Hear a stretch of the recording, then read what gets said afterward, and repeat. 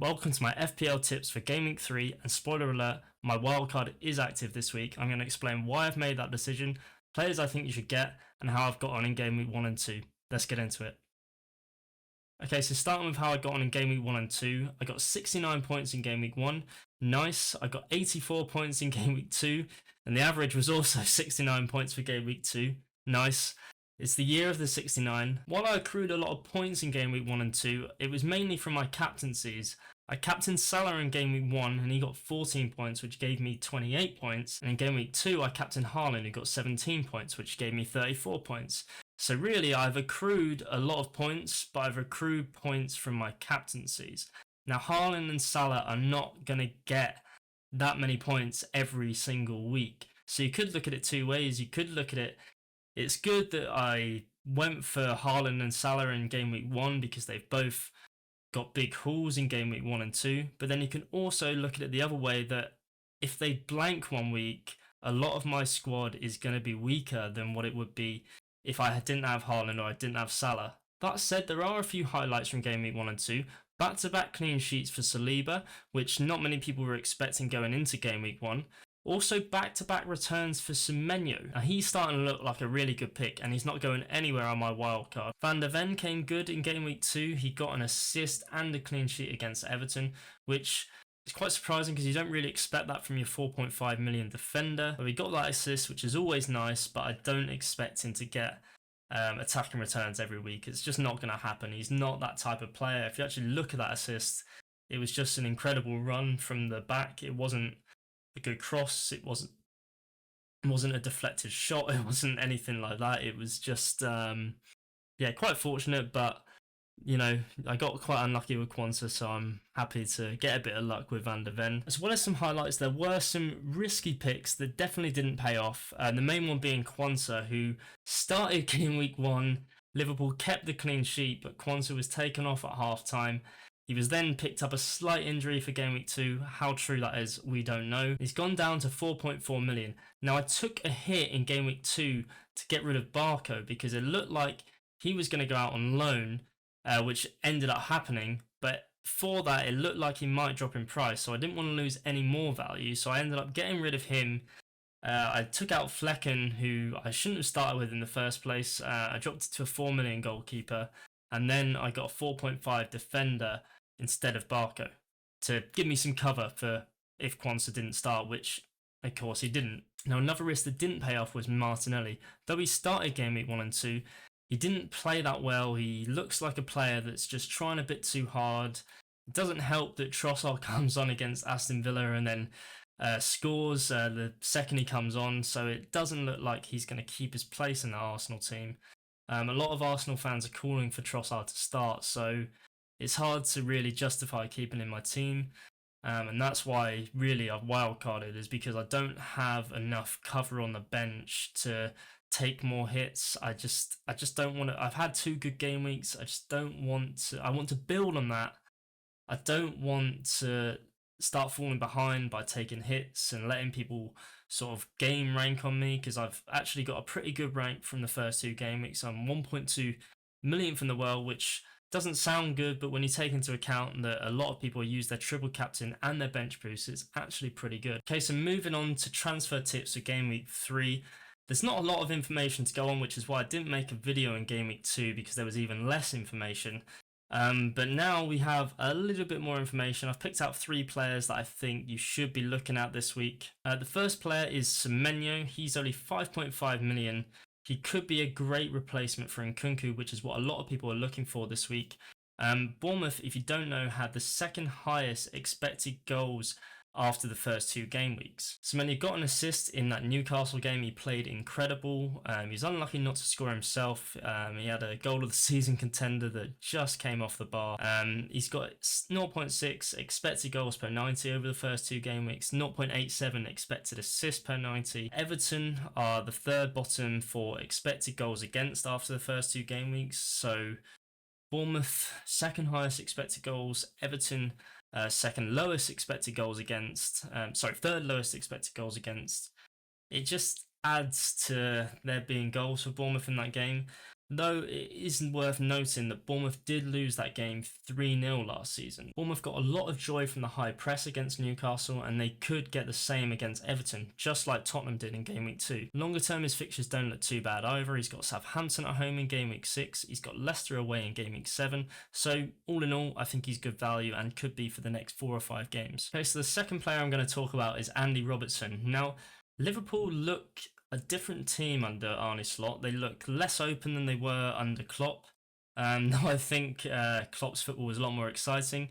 I think for defensive returns and clean sheets, I think Arne Slot's football looks to be a bit more controlled, a bit safer. And for a player like Robertson, who was still getting forward, by the way, it just looks like Liverpool might keep more clean sheets this season. Robertson's also $1 million cheaper than Trent, and he's actually been playing more minutes than Trent. Though he came off in the 78th minute in Game Week 1, he did play the full 90 minutes in Game Week 2. He also got in some really good positions and was unfortunate not to score in that game as well. He's got 0.26 expected goals per 90 over the first 2 games. He's got 0.11 expected assists per 90. Fixtures for Liverpool just start to look really good. It wouldn't surprise me if they kept a clean sheet even at Old Trafford in Game Week 3. But Nottingham Forest away at home, Bournemouth at home, Wolves away, Crystal Palace away. I think certainly for the next 5 fixtures, Robertson looks a really good buy. Now, another player that looks a great buy, and spoiler alert, these 3 players are all in my wildcard. But Ezri Konsa from Game Week 3 onwards looks incredible value. The next 4 fixtures that Aston Villa have, the teams they're playing are all in the bottom 10 for expected goals from the first 2 game weeks. So you got Ipswich 20th for expected goals, Everton 19th for expected goals, Leicester 17th, and Wolves 12th. So all in all, the next fixtures for a defensive point of view look pretty good. Though Villa's defence is not the best, they did for the most part defend fairly well against Arsenal. They were unlucky not to win that game themselves, actually. Watkins missing those 2 golden chances. I can't see a world where they don't keep 2 clean sheets at least in the next 4 game weeks, and that's why I think he's good value, especially at 4.5 million. Okay, so moving on to my team reveal for Game Week 3, and yes, I have wildcarded.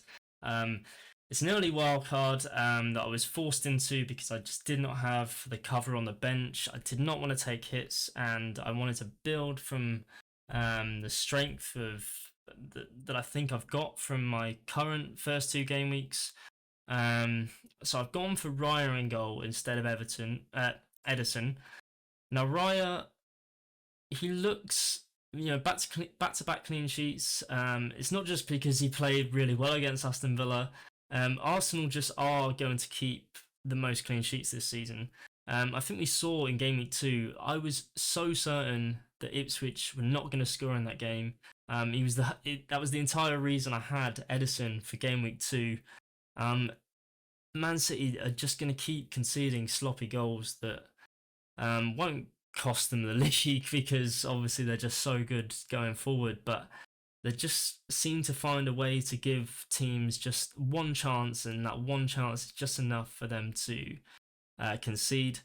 I know you could say that Arsenal were lucky to keep a clean sheet against both Wolves and Aston Villa, but they are just defensively more solid. I don't know why you wouldn't go Arsenal double defence. Long term, Raya's going to play every game. Saliba's going to play every game, which is why I've got him as well. It's a no-brainer for me. Now, for the reasons mentioned prior, I've gone for Robertson. He looks like he's getting a lot more forward than he was under Klopp. Before, it would look like he'd sort of have Trent going forward and Robertson would sort of tuck in, whereas he looks like he's getting a bit more dangerous positions. Like I say, he was unlucky not to score in that game against Brentford, and yeah, I think he's a good pick. Ezri Konsa, I'm starting him against Leicester away. He's just, a good option this week. 4 great upcoming fixtures. Even longer term, they don't look too bad either. And moving on to my midfielders, I do have Morgan Rogers now instead of Harry Winks.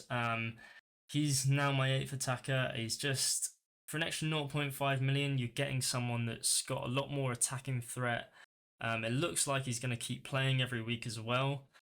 So his minutes look pretty safe. He's not got any returns yet, but he does look like he's going to. He's getting some really good positions, some credible runs, taking a lot of shots as well.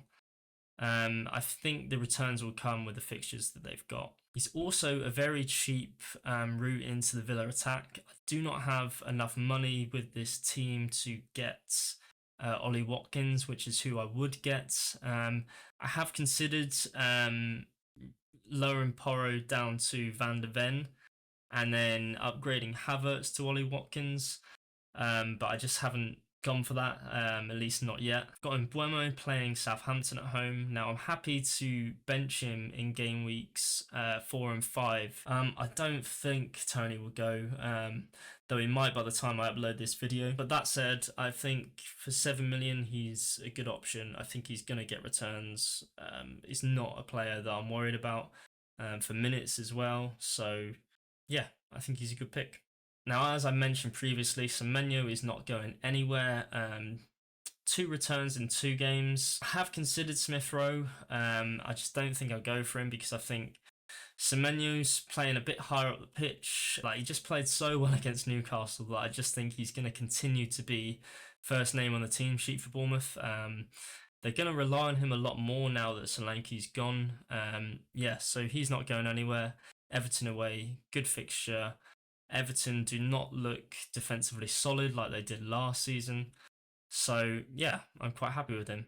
Okay, now you notice in this team, I do not have Salah like I did have in game week 1 and 2. Salah's played well. He's got 3 returns in 2 games. You can't really ask for a lot more than that.